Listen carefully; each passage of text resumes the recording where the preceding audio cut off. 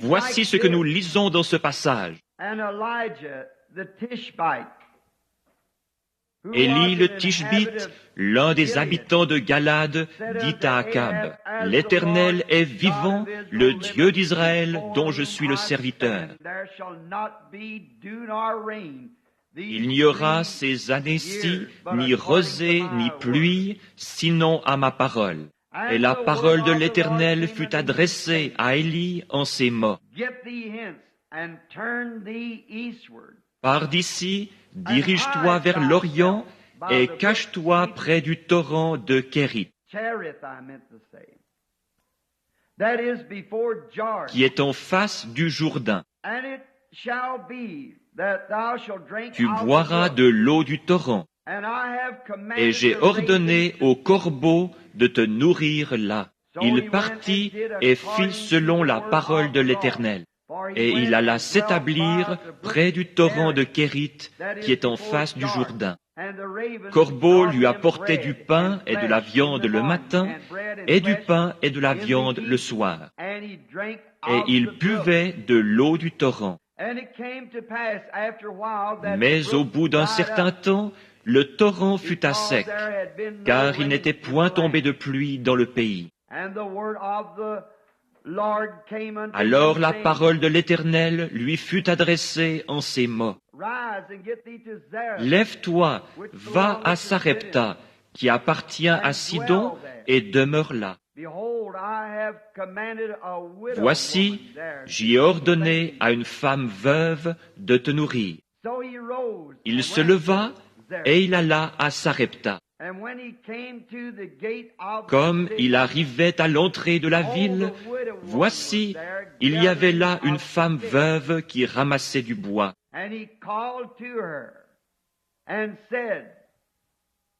Il l'appela et dit, « Va me chercher, je te prie, un peu d'eau dans un vase, afin que je boive. » Et elle alla en chercher. Il l'appela de nouveau et dit, « Apporte-moi, je te prie, un morceau de pain dans ta main. » Et elle répondit, « L'Éternel, ton Dieu, est vivant. Je n'ai rien de cuit. Je n'ai qu'une poignée de farine dans un pot et un peu d'huile dans une cruche. Et voici, je ramasse 2 morceaux de bois, puis je rentrerai et je préparerai cela pour moi et pour mon fils. Nous mangerons, après quoi nous mourrons. » Élie lui dit, « Ne crains point, rentre, fais comme tu as dit. Seulement, prépare-moi d'abord avec cela un petit gâteau, et tu me l'apporteras. Tu en feras ensuite pour toi et pour ton fils. Ainsi parle l'Éternel, le Dieu d'Israël. La farine qui est dans le pot ne manquera point, et l'huile qui est dans la cruche ne diminuera point jusqu'au jour où l'Éternel fera tomber de la pluie sur la face du sol. Elle alla et elle fit selon la parole d'Élie. Et pendant longtemps, elle eut de quoi manger, elle et sa famille, aussi bien qu'Élie. La farine qui était dans le pot ne manqua point, et l'huile qui était dans la cruche ne diminua point, selon la parole que l'Éternel avait prononcée par Élie. Pour l'exposé de ce matin, juste avant de partir outre-mer, j'ai choisi comme sujet, à partir de ce texte, « Soyez certains de Dieu ». Et maintenant, Seigneur, bénis ta parole alors qu'elle est proclamée. Et puisse le Saint-Esprit prendre possession de nos esprits et de nos pensées, et nous préparer pour sa visite, puisque nous lui avons demandé de venir. Car nous ne venons pas à la maison du Seigneur pour être vus ou pour voir, mais pour apprendre de toi et pour connaître ta nature et tes voies et tes raisons, afin d'être capable d'affronter les problèmes de la vie avec une réelle assurance, étant certain de Dieu. Accorde-le, Seigneur. C'est dans le nom de Jésus que nous le demandons. Amen. Ce devait être une matinée affreuse. Le temps était tellement chaud et l'air si poussiéreux. Les gens mouraient de faim dans la rue et le sol était tellement chaud qu'il semblait prêt à s'embraser.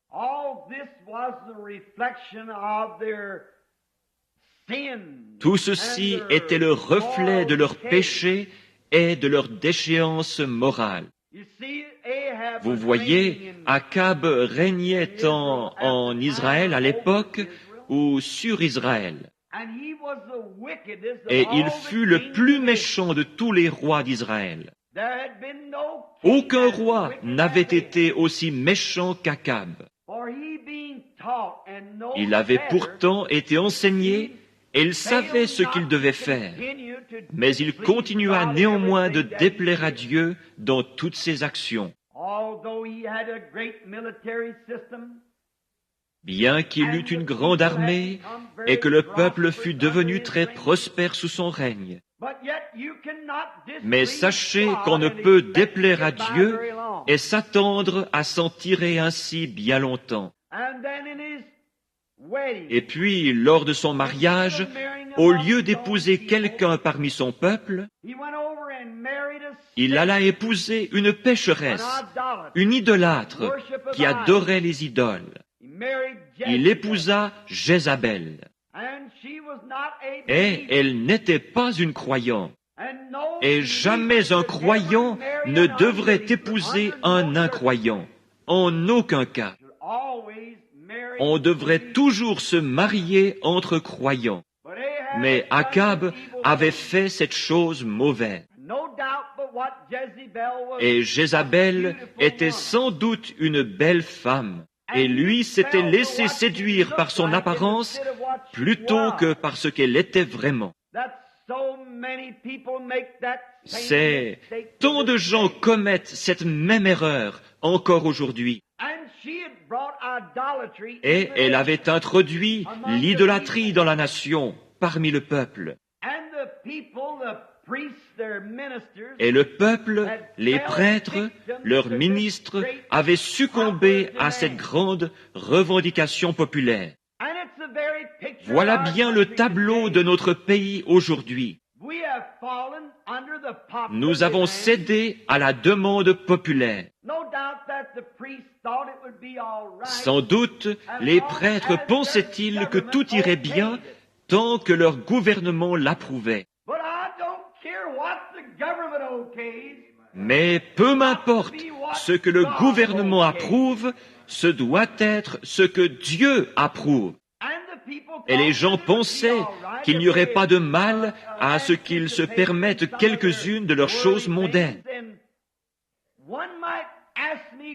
On pourrait me demander d'expliquer ce que je viens de déclarer, disant qu'il s'agit là d'un tableau tout à fait comparable à aujourd'hui. Peut-être ne nous considérons-nous pas comme des adorateurs d'idoles, mais nous le sommes. Et le gouvernement souscrit à cela. Les gens aujourd'hui sont des adorateurs d'idoles, parce qu'ils adorent des idoles. Certains d'entre eux adorent des vedettes de cinéma et en font leurs idoles. Certains adorent l'argent et en font leur idole. Et certains adorent des vedettes de télévision et en font leurs idoles. En fait, tout ce que vous faites passer avant Dieu est une idole, peu importe ce que c'est. Même le Satan, notre grand adversaire, est tellement astucieux qu'il place parfois même l'Église avant Dieu. Vous pouvez avoir une grande Église, peut-être est-ce un grand édifice, ou peut-être une grande dénomination, et peut-être même est-ce une grande congrégation. Mais ne laissez rien passer avant Dieu dans votre cœur. Tout ce qui passe avant Dieu est une idole. Et ces gens savaient qu'ils n'étaient plus aussi spirituels qu'ils l'avaient été sous le règne d'autres rois. Et ils croyaient que, simplement parce qu'ils étaient une nation religieuse, tout irait bien. Et c'est là où nous en sommes arrivés également. Je parlais il y a quelques mois à un de mes très chers amis. Et il dit, Frère Branham, je trouve que vous êtes trop impitoyable pour les États-Unis. Il dit, vous vociférez constamment contre le péché et vous répétez que Dieu va punir cette nation. Je dis, il doit le faire afin d'être juste. Il dit, mais frère Branham, vous oubliez que cette nation fut fondée sur les Écritures, que nos ancêtres s'installèrent ici, que Dieu nous a donné cet héritage et que nous sommes une nation religieuse. Je dis, c'est vrai, tout cela est vrai, et personne ne sait combien j'apprécie cette nation. Mais regardez mon frère, Israël fut lui aussi choisi par Dieu, et Dieu lui envoya des prophètes et de grands hommes. Mais Dieu ne peut pas tolérer le péché. Il a fait récolter à Israël chaque grain qu'il a semé. Et s'il a fait récolter à Israël ce qu'il a semé, il nous fera récolter ce que nous semons. Il ne fait pas exception de personne. Et nous en sommes arrivés à croire que parce que nous nous reposons sur ce que nos ancêtres ont fait, ou sur les grands fondateurs de nos églises, sur ces gros sacrifices qu'ils ont faits pour Dieu, tout cela est très bien et grandement apprécié, mais nous ne pouvons pas tirer notre salut de ce qu'eux ont fait. Le salut est une affaire individuelle entre chaque personne et Dieu. Ce n'est ni avec notre nation, ni avec notre Église, mais c'est tout seul devant Dieu que nous devons répondre de nous-mêmes. Notre pays en est arrivé au point où même chez les gens les plus spirituels que nous ayons, lorsqu'on s'adresse à ces hommes et femmes spirituels, on peut constater qu'il y a dans leur cœur un manque. Nous avons, ces dernières semaines, j'ai vérifié certaines de ces choses. Et j'ai constaté que les hommes, même que je considérais comme le noyau, ces hommes-là mettent néanmoins l'accent sur les choses temporelles. Déclarant à tout vent, tous les vents, Dieu m'a donné le plus grand ceci et cela. Dieu donne. Vous êtes en train de bluffer. La présence de grands biens matériels ne reflète pas toujours la volonté de Dieu. Dieu fait pleuvoir sur les justes et sur les injustes. Mais ce dont le monde a besoin aujourd'hui, ce n'est pas d'une foi illusoire, d'un bluff de spiritualité. La foi accomplira parfois de grands miracles, sans toutefois provenir d'un cœur spirituel. Notre Seigneur n'a-t-il pas déclaré « Plusieurs viendront à moi en ce jour-là, disant « N'ai-je pas fait ceci et cela par ton nom ?» Et je leur dirai ouvertement « Retirez-vous de moi, vous qui commettez l'iniquité. » Qu'est-ce que l'iniquité? C'est quand vous savez faire ce qui est bien et que vous refusez de le faire. Je ne vous ai jamais connu, dira-t-il, et nous vivons en ce jour-là. Ce dont nous avons besoin aujourd'hui, ce n'est pas d'une foule de choses matérielles. Nous possédons cela. Nous n'avons pas besoin de plus grandes églises. Nous n'avons pas besoin de plus grosses congrégations. Nous n'avons pas besoin de plus d'émissions à la radio et à la télévision. Nous n'avons pas vraiment besoin de plus de ces choses. Mais ce qu'il nous faut aujourd'hui pour être spirituels, ce sont des gens qui s'humilieront devant Dieu, peu importe qu'ils soient sans le sou, et qui prieront jusqu'à ce que cet esprit en eux ait été satisfait par la bonté de Dieu, et que dans leur cœur se produise un réveil qui changera leurs attitudes et l'atmosphère dans laquelle ils vivent. Peut-être n'aurez-vous pas même une paire de chaussures aux pieds. Peut-être serez-vous vêtus de haillons, mais là dans votre cœur, quelque chose chantera les mélodies de Dieu. Je préférerais avoir cela que tout l'or du monde. On ne peut donc pas affirmer que les choses naturelles soient toujours le signe de la bénédiction de Dieu. David en parla au Seigneur, lui disant avoir vu le méchant s'étendre comme un gros arbre verdoyant. Mais Dieu lui demanda, « As-tu déjà considéré sa fin ? Peu importe que nous portions de bons vêtements et que nous ayons beaucoup à manger, ce ne sont pas ces choses qui vont dans la présence de Dieu. Ce corps qui nous abrite se détériore, peu importe comment il est traité. Mais cette âme à l'intérieur de l'homme, cet état d'esprit, voilà ce qui s'introduit dans la présence du Dieu vivant. Nous considérons les choses comme allant de soi. Nous pensons que simplement parce que nous sommes une nation, c'est ce qu'Akab et tout Israël avaient fait ce jour-là. Ils avaient présumé que tout allait bien. Leurs prêtres et leurs prédicateurs leur répétaient constamment, « Tout va bien, tout va très bien. » Mais il y en avait un qui, lui, criait contre ce qui était mal.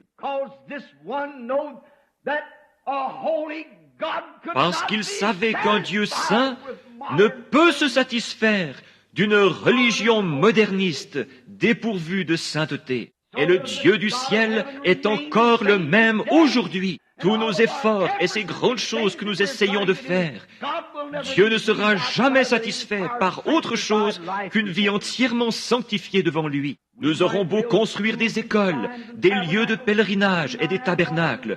Nous aurons beau avoir des organisations. Nous aurons beau faire de grandes choses, mais néanmoins Dieu ne sera pas satisfait tant que l'âme humaine ne deviendra pas sanctifiée sur l'autel de Dieu et consacrée aux œuvres de Dieu.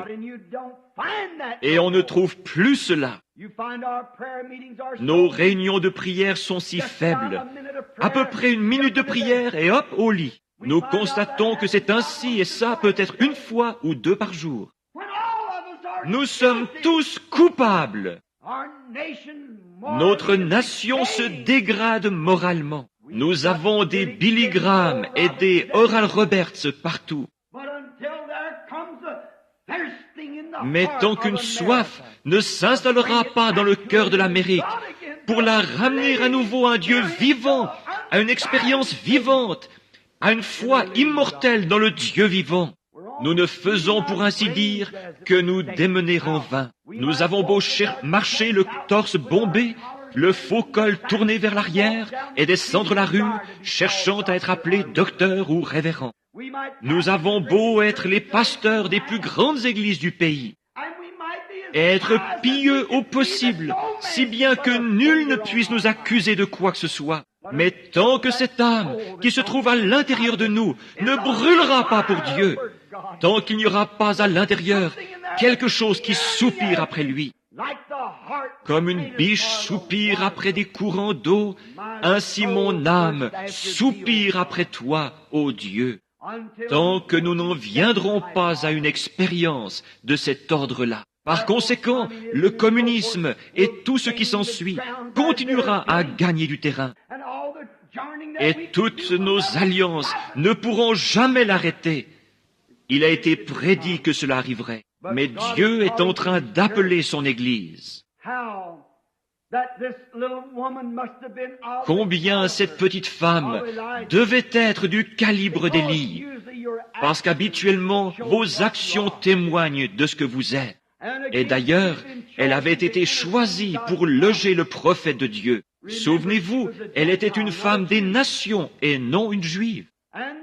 Et tout était en train de griller dans le pays. Et sans doute cette petite femme était-elle de ce calibre, une croyante. Car Dieu n'aurait pas fait appel à elle s'il n'avait pas été digne de loger le prophète de Dieu. Il n'aurait jamais envoyé son prophète vers une maison indigne. Ce n'était pas son choix à lui, mais le choix de Dieu. Ce n'était pas elle qui l'avait invité, mais Dieu. Il avait été placé près d'un torrent. Les corbeaux le nourrissaient. Mais d'après le commandement de Dieu, quelque chose devait se produire. Et Dieu est sûrement allé vers une croyante de la même nature qu'Élie. Elle était veuve. Et nous ne sommes pas sans savoir ce qu'une veuve peut traverser, avec son mari mort et un jeune garçon à élever. Et dans ces contrées-là, ils étaient dépendants de leur récolte. Ils n'avaient pas de programme comme nous en avons aujourd'hui et d'installation de défense. Leur survie dépendait de leur récolte. L'iniquité des gens et leur déchéance morale ayant entraîné une sécheresse sur le pays, ils étaient tous là affamés et mourants. Il est probable qu'elle avait dû prier des nuits durant, à plusieurs reprises, voyant la farine dans le pot qui descendait, descendait, descendait. Et fatalement vint le moment où il ne restait même plus une tasse de farine dans le pot. Elle n'en avait plus qu'une petite poignée. La mort approchait et allait bientôt frapper à sa porte. Car il n'y avait plus moyen d'en obtenir. La nation entière mourait de faim. Et de l'huile, il n'en restait plus qu'une bonne cuillerée dans le petit récipient. Cette quantité d'huile et de farine était tout ce qui la séparait de la mort. Ses prières ont dû devenir vraiment sincères. Si pareille chose s'abattait sur votre foyer, il y aurait un peu plus de sincérité qu'il n'y en a parmi nous ce matin, quand on sait que la mort se couche à la porte. Et je pense qu'on pourrait se l'imaginer comme ceci. Elle avait dû prier toute la nuit, car un jour de plus, et son compte était réglé.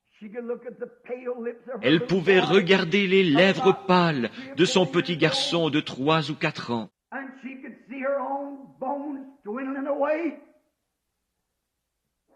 Et voir les os saillants de son propre corps décharnés. Et cela avait dû être terrible pour cette mère de voir la tournure que prenaient les événements. Et malgré tout, les mains tendues vers Dieu, elle priait jour et nuit. À présent, il ne nous reste plus qu'une poignée de farine et une cuillerée d'huile. Vous savez, c'est une chose étrange. Que Dieu permette que ceci pénètre chacun de vous. Dussiez-vous ne jamais plus m'entendre prêcher. Que ceci soit un message. Il est étrange, des plus étranges, que parfois Dieu fasse les choses de cette façon-là. Vous savez, après avoir confessé nos péchés et satisfait à chacune des exigences de Dieu, nous avons cru en Dieu. Il y a des conditions à remplir, et c'est selon sa volonté. Et nous avons confessé nos péchés, et nous avons redressé tous nos torts, tout ce que nous pouvions faire. Nous l'avons fait. Chacune des exigences que Dieu a indiquées, nous y avons satisfait. Et il reste malgré tout silencieux. Il refuse simplement de nous répondre. Je suis sûr que je parle ce matin à certaines personnes qui sont en train de passer par là. J'y suis passé moi-même bien des fois. J'examinais alors ma vie passée, retournant chaque pierre. Et quand je découvrais que j'avais fait quelque chose de mal, je le confessais, disant, « Seigneur Dieu, je me mettrai en règle. » Et je le faisais. Puis je revenais, disant, « Maintenant, Seigneur, tu es Dieu, tu me répondras. » J'ai bel et bien satisfait à tout ce que tu avais exigé de moi, et chaque condition, je l'ai remplie.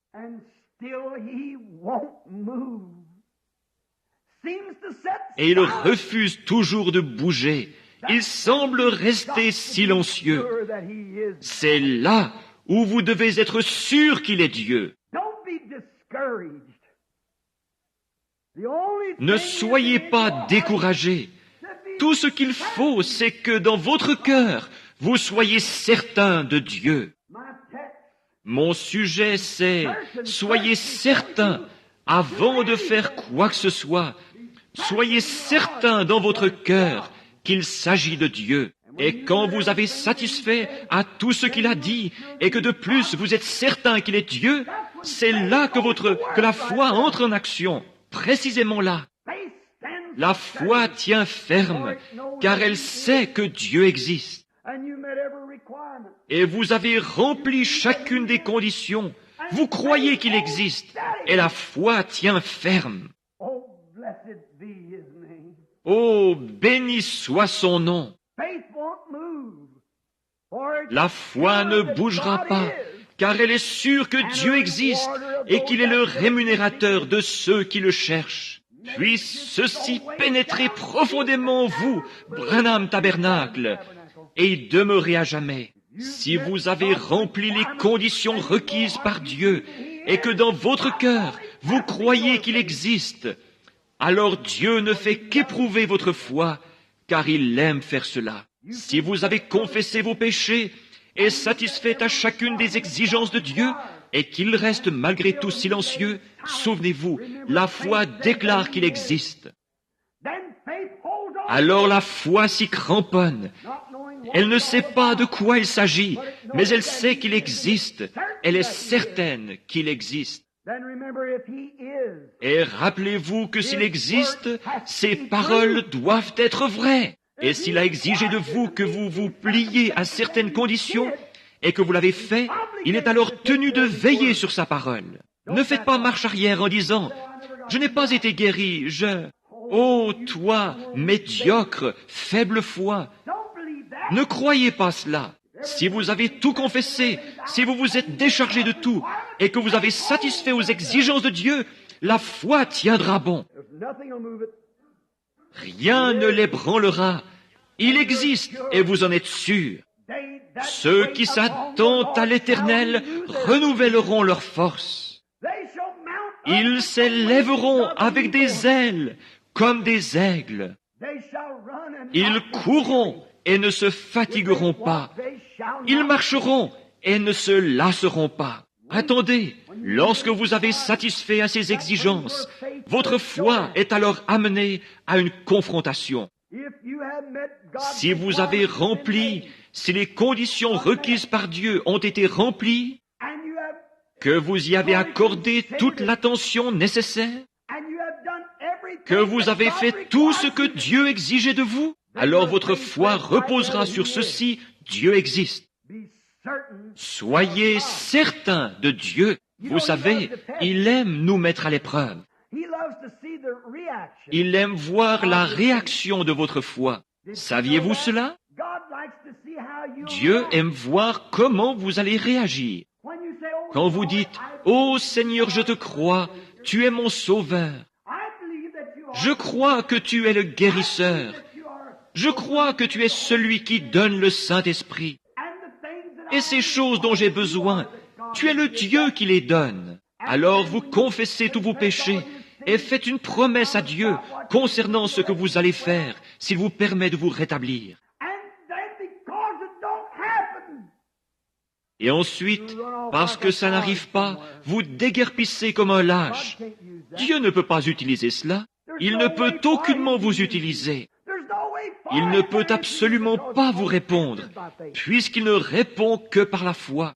Tout à coup, vous vous en allez, et alors il ne peut pas répondre. Mais une foi réelle et véritable restera là, sûre que Dieu existe. Elle est certaine qu'il existe. Et si Dieu vous demande de faire ceci, de confesser vos péchés, et ainsi de suite, et que vous l'avez fait, la foi déclare qu'il existe. Elle est certaine que cela arrivera. Votre demande doit être exaucée. Oh, j'espère que cela ne vous échappera pas. Si vous êtes sûr de Dieu, Dieu est sûr de sa parole. Il attend simplement pour vous mettre à l'épreuve. Il l'a fait bien des fois. Revoyons une ou deux de ces occasions. Pensons aux enfants hébreux. Ils ne devaient pas se prosterner devant une idole. Dieu avait confiance en eux. Et lorsqu'ils apprirent qu'ils iraient à la fournaise ardente, ils dirent, « Notre Dieu peut nous délivrer de cette fournaise. Et même s'il ne le fait pas, nous ne nous prosternerons devant aucune de vos idoles. » Voyez-vous, ils étaient sûrs et certains de Dieu. Ils savaient qu'il est Jéhovah. Ils savaient qu'il exauce les prières. Mais qu'ils le fassent ou non dans leur cas, de toute manière, ça serait pour leur bien. Ils ont donc simplement fait leur déclaration, confessé leurs péchés et se sont avancés vers la mort. Lorsqu'ils se rendaient à la fournaise ardente, sachant que si Dieu les laissait brûler, ils étaient certains qu'il les ressusciterait à la résurrection. Ils étaient certains de Dieu parce qu'ils savaient que Dieu ferait concourir toutes choses à leur bien. Et lorsque nous sommes certains de Dieu, nous savons que Dieu fait concourir toutes choses à notre bien. Ils firent donc une seule déclaration. Ils étaient certains. Et ils s'avancèrent tout droit vers la fournaise ardente. Et Dieu les laissa y entrer, se tenant là à les observer. Ils voulaient voir leur réaction. Lorsque le roi dit, « Vous êtes-vous prosternés au son de la trompette ?» Ils dirent, « Non, nous ne nous sommes pas prosternés. » Voilà votre foi, tenons ferme. Mais si vous ne vous êtes pas prosternés, savez-vous ce que j'ai décrété? Oui, nous savons ce que tu as décrété. Je décrète que la fournaise soit chauffée 7 fois plus qu'elle ne l'a jamais été, et je vous y jetterai. Acceptez-vous de vous prosterner à présent? Non, nous ne nous prosternerons pas. Regardez cette foi. Dieu dit, eh bien, je vais voir ce qu'ils vont faire. Je vais voir comment réagira leur foi. Alors le roi dit, liez-leur les mains et les pieds et conduisez-les à la fournaise. Ils approchèrent donc de la fournaise, le feu éclairant leur visage, et Dieu se tenait toujours là à regarder. Mais ils étaient certains qu'il était Dieu. Ils avaient confessé leurs fautes. Ils avaient rectifié tout ce qui, à leur connaissance, devait être rectifié. Ils étaient certains qu'il était Dieu. Ils s'avancèrent donc tout droit dans la fournaise ardente. Et au tout dernier moment, voilà qu'il descend des cieux, porté par un char de vent, et les évente pour les débarrasser des cendres, pendant qu'il les console et leur parle.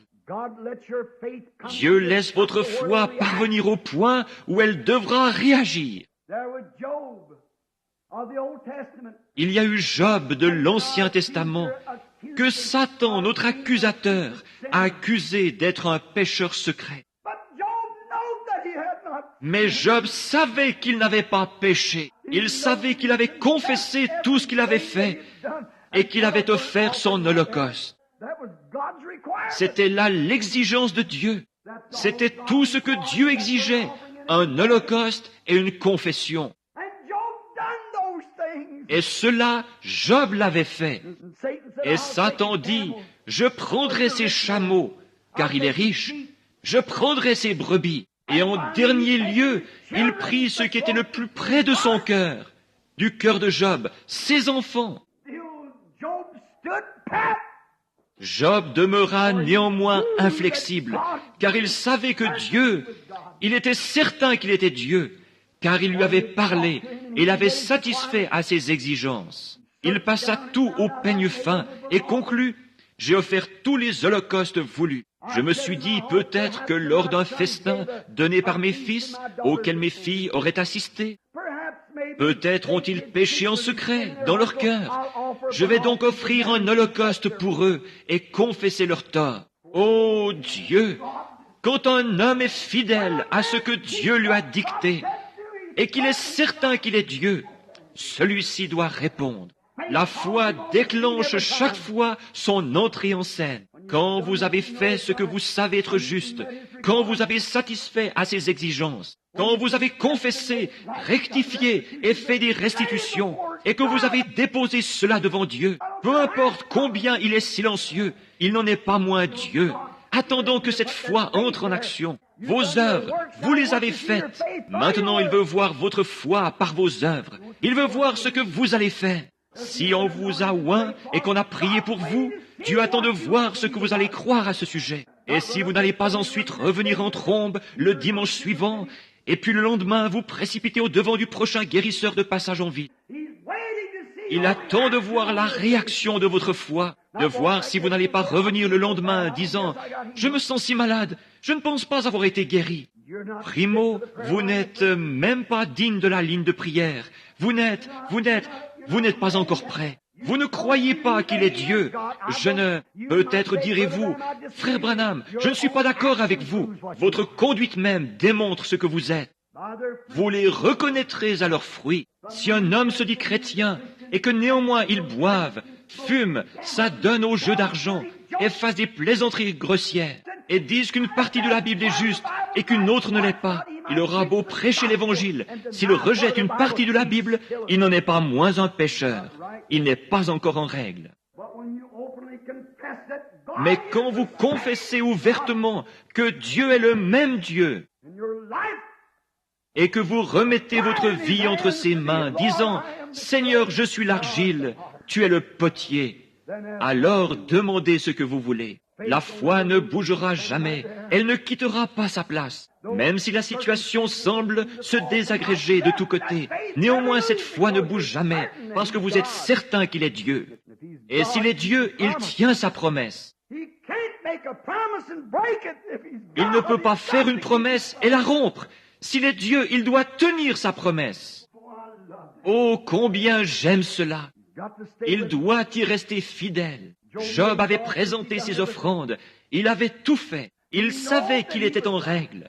Et voici que se présentent les membres d'églises d'autres dénominations, lui disant, « Job, tu ferais aussi bien d'admettre que tu es un pécheur, car Dieu ne permettrait pas que tu sois puni de la sorte si tu n'étais pas un pécheur. » Mais Job dit, « J'ai fait mes confessions, j'ai présenté l'Holocauste à Dieu, et je ne suis pas un pécheur. » Il connaissait sa position. Et puis les événements suivirent leur cours funeste, essayant de terrasser Job et d'amener Job à renier Dieu et à renier cet holocauste. Dès l'instant où vous intervenez après une confession, cela montre votre faiblesse, cela montre que vous doutez de Dieu. Si vous demandez quoi que ce soit à Dieu et que vous passez votre temps à en douter, alors vous êtes un douteur, pas un croyant. Job savait où il en était et il s'accrocha fermement à ce fondement-là. Pas étonnant que Pruitt, à l'heure de sa mort, ait dit « Sur Christ, le roc solide, je me tiens. Tout autre terrain n'est que sable mouvant. » Sur ce roc solide de la confession de Job, même son épouse bien-aimée l'abandonna. Lorsqu'il avait perdu la santé, qu'il était couvert d'ulcères et qu'il se grattait avec un tesson, maudissant le jour de sa naissance et disant « Puisse même le soleil ne pas briller et la lune ne pas paraître la nuit. » Sa femme dit « Job, tu es tellement misérable, tu ferais aussi bien de maudire Dieu et mourir. » Il dit, tu parles comme les femmes insensées. Il était certain qu'il y avait un Dieu et qu'il avait satisfait aux exigences. Oh, je me sens religieux. Il savait qu'il avait satisfait aux exigences de Dieu et cela tranchait la question. Dieu éprouvait sa foi. Il éprouvera la vôtre. Il éprouvera la mienne. Mais lorsque nous avons satisfait à ses exigences, repentez-vous et que chacun de vous soit baptisé au nom de Jésus-Christ pour le pardon de vos péchés, et vous recevrez le don du Saint-Esprit. C'est sa promesse. Quelqu'un parmi vous est-il malade? Qu'il appelle les anciens de l'Église, qu'il loigne d'huile et prie. La prière de la foi sauvera le malade, et Dieu le relèvera. Voilà qui règle la question. Confessez donc vos fautes les uns aux autres, et priez les uns pour les autres. Vous avez satisfait aux exigences de Dieu. Voici les signes qui accompagneront ceux qui auront cru. En mon nom, ils chasseront les démons. Ils parleront de nouvelles langues. Ils saisiront des serpents. S'ils boivent quelques breuvages mortels, il ne leur fera point de mal. Ils imposeront les mains aux malades, et les malades seront guéris. Voilà qui règle la question. Soyez certains de Dieu. Soyez sûrs que dans votre cœur, vous croyez bien qu'il s'agit là de la parole de Dieu. Job l'était. Sa femme dit, « Pourquoi ne pas le maudire et mourir? Ton état empire continuellement. » Combien Satan aime vous lancer ces mots-là. Mais voyons, tu ne vas pas mieux depuis que tu as été oint d'huile. Tu ne vas pas mieux depuis que ces prédicateurs ont prié pour toi. Ces prédicateurs sont dans l'erreur pour commencer. Cela n'a rien à voir avec le prédicateur. C'est votre foi dans le Dieu vivant qui compte. Ce n'est pas ce que le prédicateur est, c'est ce que Dieu est. Ce n'est pas le prédicateur qui a fait la promesse, c'est Dieu qui a fait la promesse. Ce n'est pas l'affaire du prédicateur, c'est l'affaire de Dieu et de votre foi pour croire qu'il s'agit bien de Dieu. Donc, soyez certains de Dieu. Soyez certains qu'il s'agit de Dieu, que c'est la parole de Dieu et Dieu est dans sa parole. Et Job dit, « Tu parles comme une femme insensée. » Il dit, « L'Éternel a donné et l'Éternel a ôté, que le nom de l'Éternel soit béni. » Il était certain que Dieu était là. Et lorsqu'il eut laissé échapper ses mots, le tonnerre se mit à gronder et les éclairs à briller. Dieu entra en scène. Cela déclenche toujours son entrée en scène. Il demeure longtemps silencieux. C'est ce qu'il fait, les yeux fixés sur cette bande d'Américains voués à l'enfer, ces hypocrites membres d'Église. Je ne suis pas en colère, mais le péché irrite quiconque est en règle avec Dieu. Je ne suis pas en colère contre la nation, ni contre les gens, mais je suis en colère contre le diable qui a suscité ces choses dans le but d'aveugler les gens. Ces pasteurs et prédicateurs aveugles les laissent en tirer avec une espèce de petite théologie faite de main d'homme. Vous devez naître de nouveau et Dieu garde sa parole. Voyez comme il est en train de les... Vous feriez mieux d'être sûr que Dieu s'y trouve, ayant l'apparence de la piété, mais reniant ceux qui ont fait la force. Cette pauvre petite femme, elle savait qu'il était Dieu, tandis que le contenu de ce pot continuait de descendre, descendre, descendre, descendre. La situation continuait d'empirer. Mais Dieu permettait qu'il en soit ainsi. Combien il aime faire cela. Il aime mettre votre foi à l'épreuve pour voir comment vous l'exploiterez. Il permettra qu'on vous oigne et qu'on prie pour vous et qu'ensuite votre état empire, disant, « Vas-y Satan, mets-le à l'épreuve, je sais qu'il me croit. » Que Dieu soit béni à jamais. Oh là là! Mets-le à l'épreuve maintenant. Je sais qu'il m'a cru sur parole. Pourrait-il en dire autant de vous? Il l'a dit au sujet de Job. Fais-lui tout ce que tu veux, mais ne prends pas sa vie, car je sais qu'il m'aime. Il a présenté l'Holocauste, il a rempli les conditions exigées, il a fait ce que je lui ai dit, et il le croit. Maintenant, fais-lui en voir de toutes les couleurs si tu veux. Il lui a tout enlevé. Dieu, quand il le rétablit, lui donna le double de tout. Assurément qu'il le fera. Il met notre foi à l'épreuve pour voir si nous croyons vraiment qu'il est Dieu. Sans doute cette petite femme a-t-elle dit, « J'ai prié, j'ai prié. Je sais que je suis une indigne femme des nations. » Souvenez-vous, Jésus a parlé d'elle dans la Bible. Il a dit, « N'y avait-il pas plusieurs veuves du temps d'Élie? Et cependant il fut envoyé vers une seule, et elle était une païenne. Oh, dit-il, j'ai prié. » Et peut-être que lorsqu'elle a vu ce dernier petit gâteau, la mort avait déjà passé le portail et se présentait à la porte. Une dernière bouchée chacun, et puis elle et son fils mouraient. Je peux me l'imaginer priant toute la nuit. tandis que les vents brûlants soufflaient, desséchant la terre, et que les gens pleuraient et poussaient des cris dans les rues. Elle se promena dans la maison, elle regarda son petit garçon, elle regarda son petit pyjama tout troué et ses petits pieds qui en sortaient. Elle regarda ses propres mains toutes ridées. Elle faisait les 100 pas tout en se disant « Je sais qu'il est Dieu. J'ai tout confessé. J'ai fait tout ce qu'il exigeait. Et je réclame nos vies pour sa gloire. » Dieu l'a vu. Pendant que les autres allaient au bal quelque part et se faisaient une beauté pour participer à ce qui correspondrait aujourd'hui à un spectacle de télévision ou quelque chose ainsi, s'adonnant au plaisir du monde. Cette femme-là, elle, était seule avec Dieu. Le jour se leva, elle dit, « Le pauvre petit a pleuré toute la nuit, réclamant quelque chose à manger. Qu'est-ce que je vais pouvoir faire d'une petite poignée de farine ?» Vous savez, cette farine, c'était Christ. Toute personne qui étudie la Bible sait que Christ était l'offrande de farine. Plus il fallait broyer cette offrande de farine avec une meule spéciale, jusqu'à ce que tous les petits morceaux de maïs soient pareils. Parce que Jésus-Christ est le même hier, aujourd'hui et pour toujours. Et chaque croyant croit cela et se repose là-dessus. Alléluia! Vous pouvez vous offrir toute la religion froide et formaliste qui vous plaira. Quant à moi, je crois que Christ est le même hier, aujourd'hui et pour toujours. Je prends position dans ce monde d'impies. Je crois toujours qu'il est le même hier, aujourd'hui et pour toujours. Ces meules coupaient chacun des grains de la même façon, parce qu'il est le même. Il est le même Dieu qu'il était alors. Il l'est ce matin même. Il sera toujours le même. C'est ce que représentait la farine. Et l'huile représente l'esprit, comme nous le savons, conformément à Ézéchiel 4 et ainsi de suite. C'est pourquoi nous oignons d'huile, c'est l'esprit. Qu'est-ce?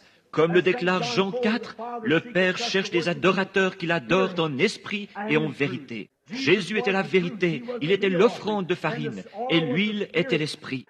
Et l'esprit joint à la vérité produira immanquablement quelque chose. Mettez-les ensemble et cela produit un gâteau. Oh, où est votre foi lorsque la parole de Dieu est prêchée dans sa simplicité et pourtant dans sa puissance? Jésus-Christ est le même hier, aujourd'hui et pour toujours. Lorsque la parole est proclamée, la farine, vous possédez l'huile pour l'y mélanger. Peut-être n'en avez-vous qu'une petite poignée ou une cuillerée, mais quoi qu'il en soit, c'est réel. Maintenant, à quoi va servir ce mélange? Il est prêt pour la croix. Il est prêt pour le sacrifice de soi. C'est ce qu'il vous fait faire. Si la parole a été prêchée et que vous y avez mêlé l'esprit, le sacrifice de soi consiste à nier chaque douleur, à nier chaque maladie, à nier tout ce qui est contraire à la parole de Dieu, puis à rester sur vos positions. Que le médecin dise une chose ou une autre, cela ne fait pas la moindre différence. Vous tenez ferme parce que Dieu l'a dit. La farine est venue, vous avez pris l'huile et les avez mélangées. Maintenant, j'entends une voix. Le jour vient de se lever. Une voix se fait entendre disant, « Va au jardin chercher 2 morceaux de bois. » Avez-vous remarqué que l'Écriture a dit 2 morceaux de bois? La croix. Elle a la farine et l'huile, mais on va lui demander d'agir à présent. Agissez avec cela. Peu importe la quantité que vous en avez, que vous ayez toute la farine et l'huile qu'il vous faut, il vous faudra néanmoins agir.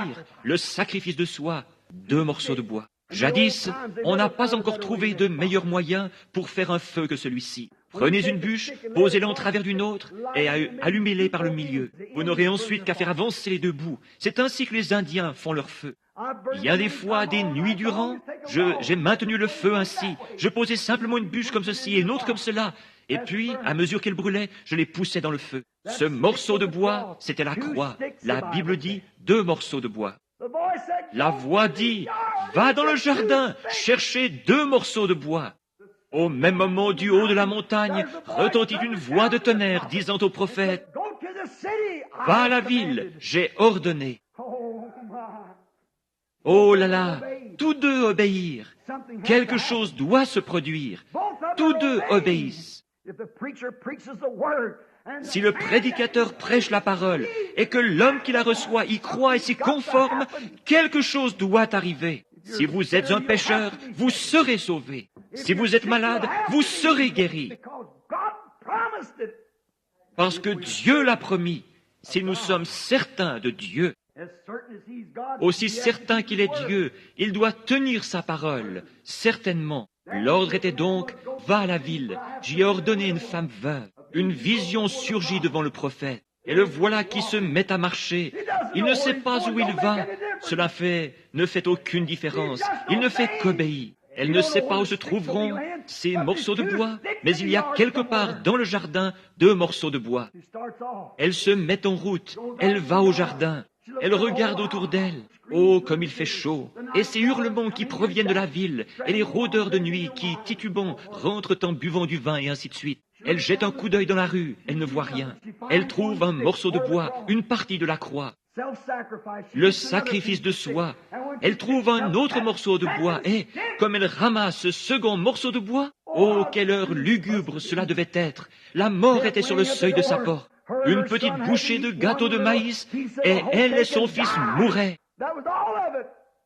C'était tout. C'est parfois au beau milieu des ténèbres qu'on entend la voix.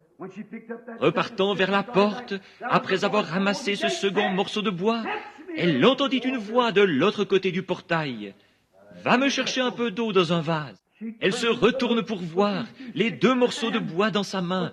La farine et l'huile mélangées est prête.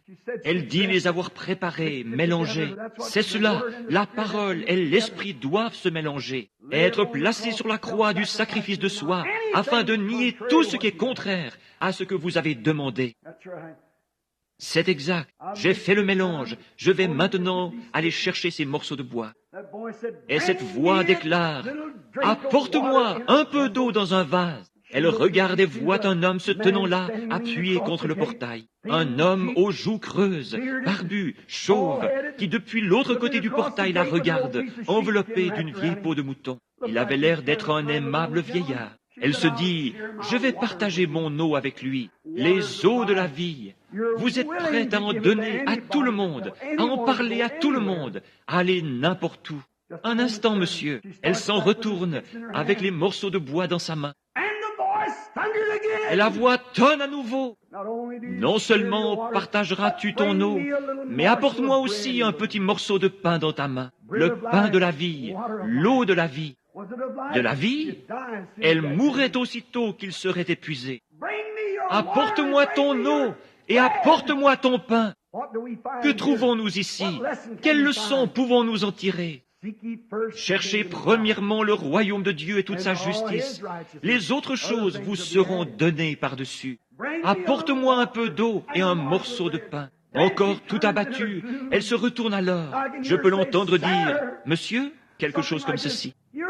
Vous êtes différent des hommes que j'ai vus, des hommes que j'ai entendus parler. Vous semblez si sûr de ce que vous avancez.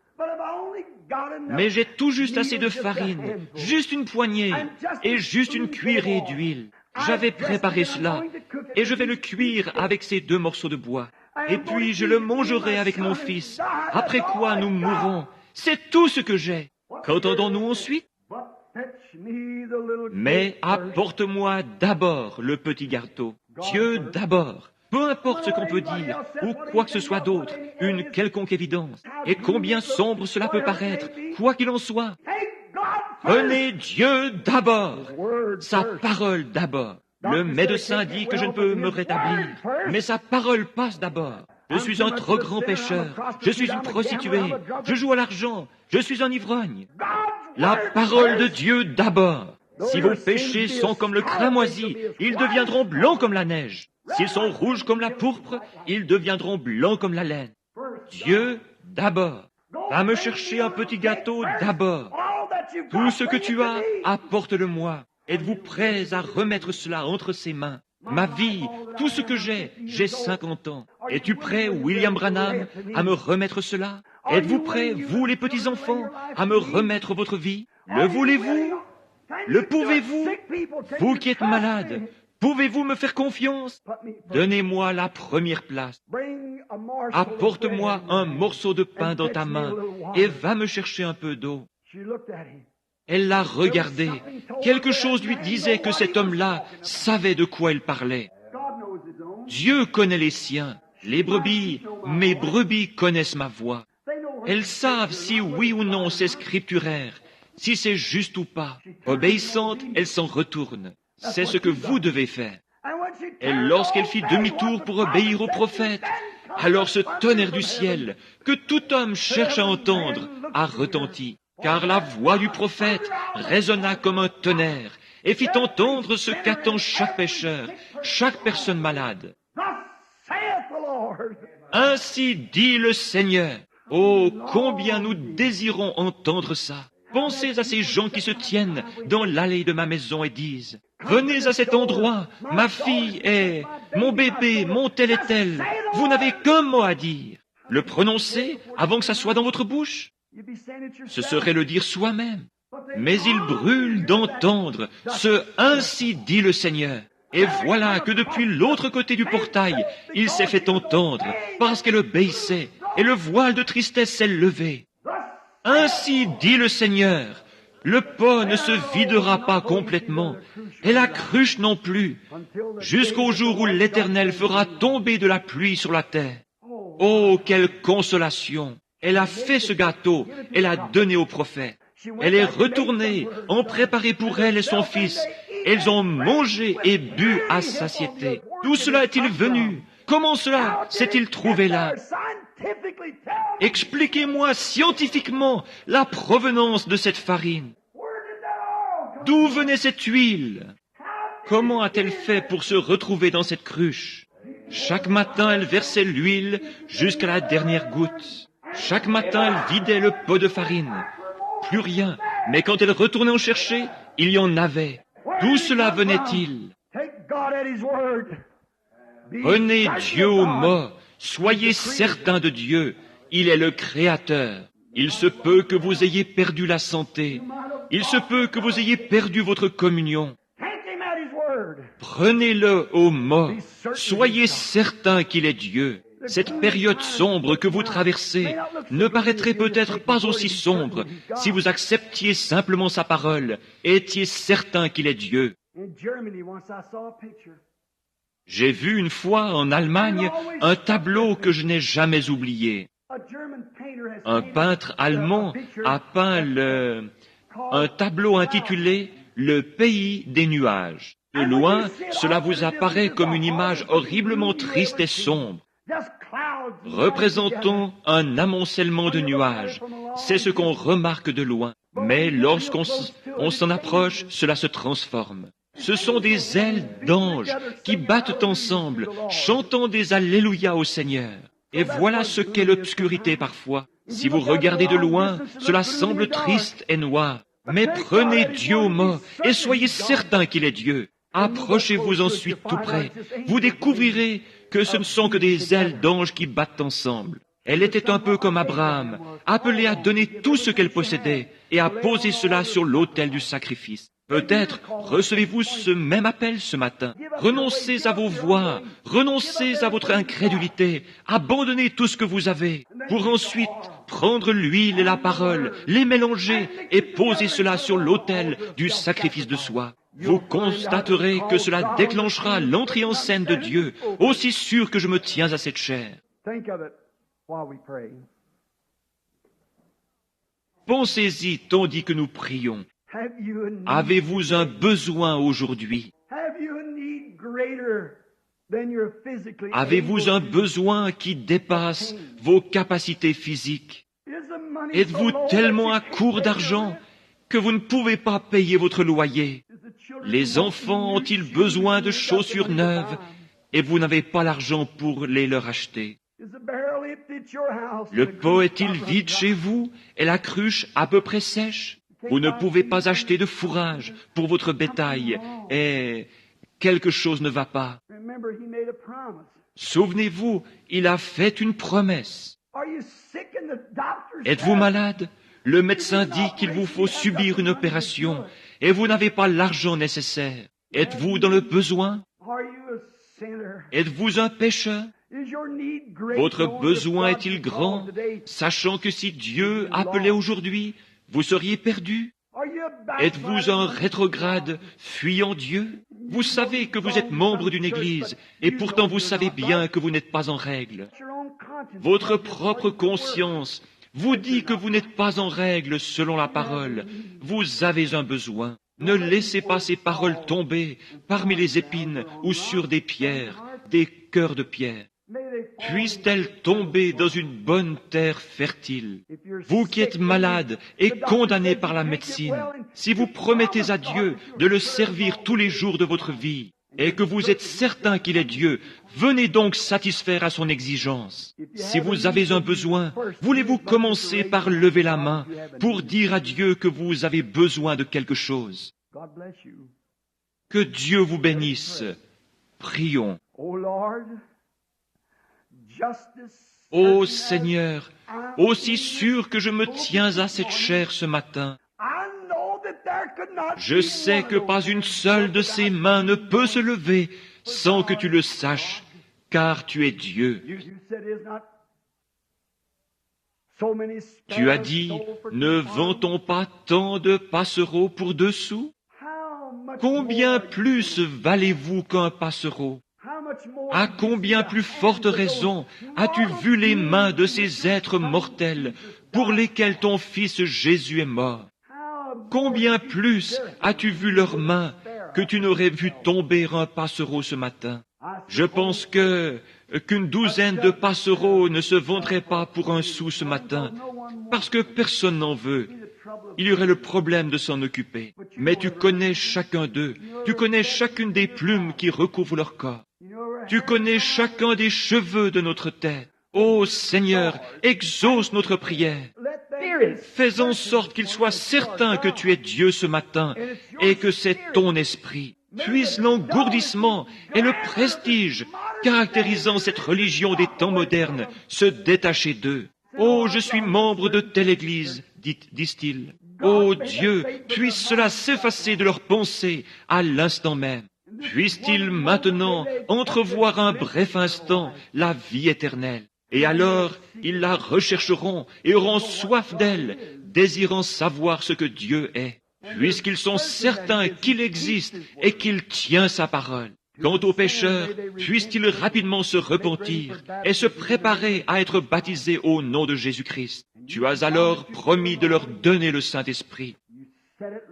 Tu l'as dit, Seigneur, tu tiens ta promesse. S'il y a ici un rétrograde qui est certain que tu es Dieu, mais qui se soit égaré, puisse-t-il venir aujourd'hui, parce que tu as dit, si vos péchés sont comme le cramoisi, ils deviendront blancs comme la neige. S'ils sont rouges comme la pourpre, ils deviendront blancs comme la laine. Et puis ceux qui sont malades, prendre conscience que tu es Dieu, que tu tiens ta parole, tu dois tenir ta parole.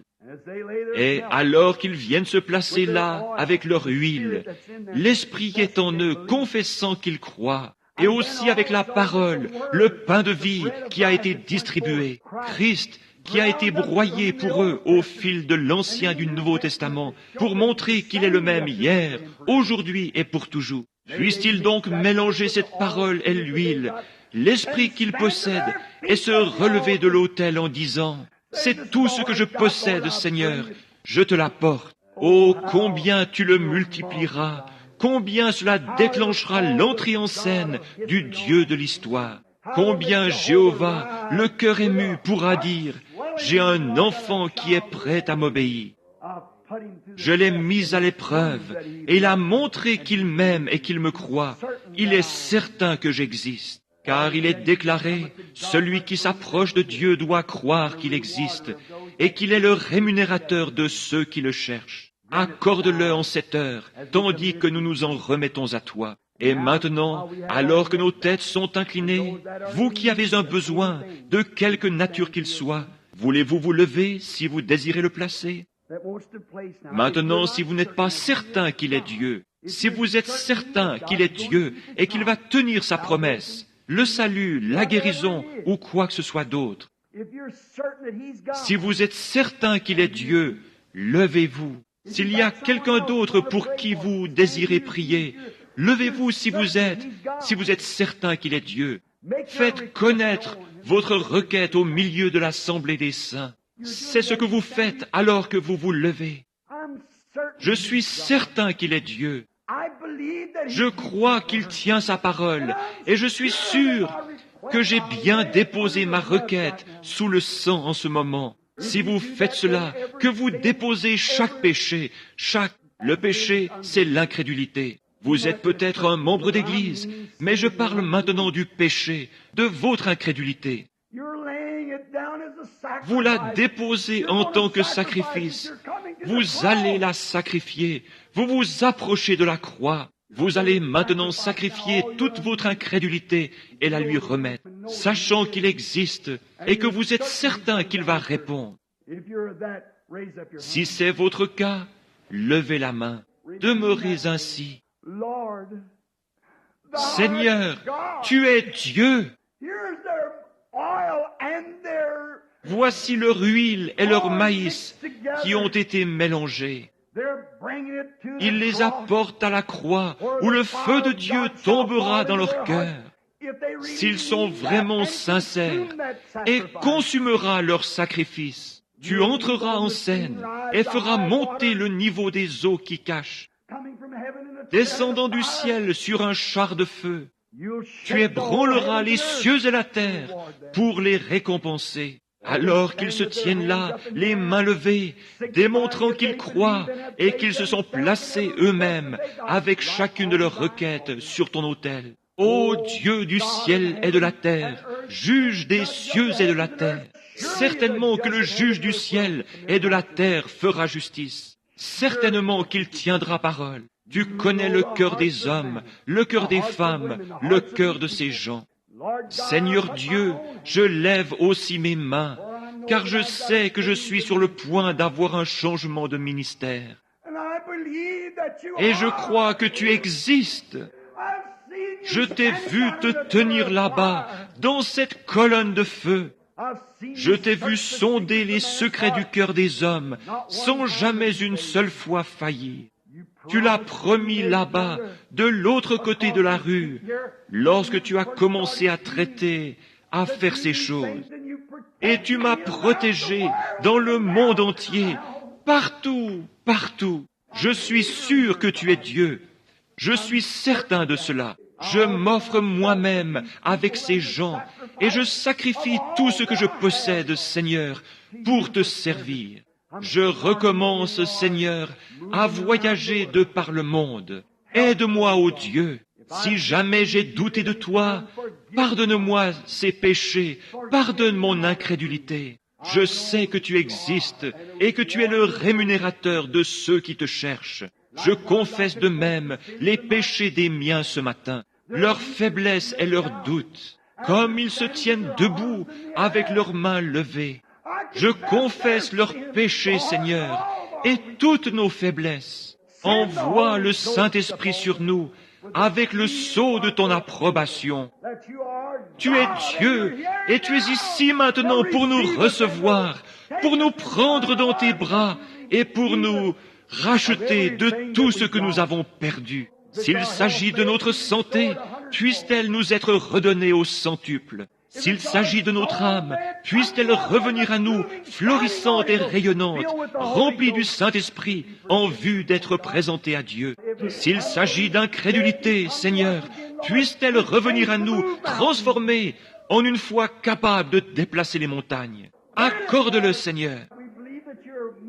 Nous croyons que tu es en train d'agir, le Saint-Esprit saturant ce bâtiment, passant au-dessus de ces gens, d'agir dans leur cœur, les poussant à accepter le Dieu vivant. Nous faisons ceci au nom de Jésus-Christ.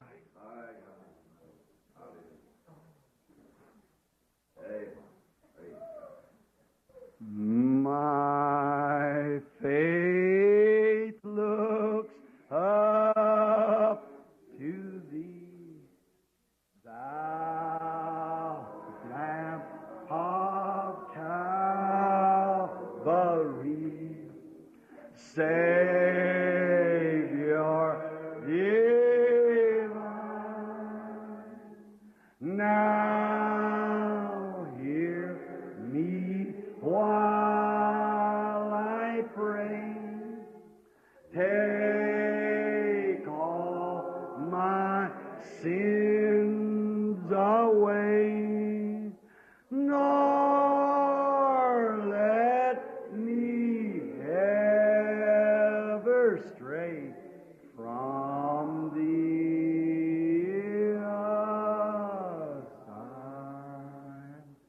Êtes-vous vraiment sérieux? Si vous le recevez, levez les mains et dites, je le reçois maintenant de lui. While life's dark maze I tread, and grief surround me spread, be thou my guide, bid darkness turn to day, white sorrow, fears away, nor let me ever stray from thee. Aside. Let us bow our heads. Inclinons nos têtes. After this Après ce message sévère, dur, rude, qui a été apporté un peu brutalement, seulement c'est la vérité. Et si vous croyez humblement que vous recevez ce que vous avez demandé, ne laissez jamais rien vous écarter de ce droit chemin. Ne bougez pas de là. Peu importe tout ce que je pourrais prêcher, ce que je pourrais bien faire, ou n'importe quel autre homme. Cela ne produira jamais l'effet voulu tant que vous ne l'accepterez pas comme votre propriété. Si vous le croyez de tout votre cœur, tout ce que vous avez désiré, si vous avez confessé vos péchés, Dieu vous a pardonné. N'en doutez plus jamais. Si vous êtes rétrograde, vous avez été ramené ce matin. Si vous avez besoin du Saint-Esprit, soyez donc baptisés au nom de Jésus-Christ pour la rémission de vos péchés. C'est la parole de Dieu. Il ne la modifiera pour aucune église, pour aucune dénomination, pour personne. Il doit en être ainsi. Nous devons satisfaire à ses exigences, non pas aux exigences de l'Église, mais aux siennes. C'est ce que nous devons faire. S'il a déclaré que la prière de la foi sauverait le malade, si vous êtes malade, j'ai fait cette prière de la foi pour vous. Vous l'avez faite dans votre cœur et vous y croyez. Acceptez-la et ne bougez plus d'un pouce. Il devra en être ainsi. Rien ne peut vous l'enlever. Peu importe combien cela peut paraître sombre. Vous direz, eh bien on dirait que je suis encore malade. Ce ne sont que des ailes d'anges rassemblées, c'est tout. C'est Dieu sous une forme de bénédiction. Cela vous paraît sombre. Approchez-vous davantage et regardez-le à nouveau. Voyez s'il ne s'agit pas de Dieu qui est justement là en train de tenir sa parole. Maintenant, avec nos têtes inclinées, je vais remettre le service à Frère Neville, notre pasteur.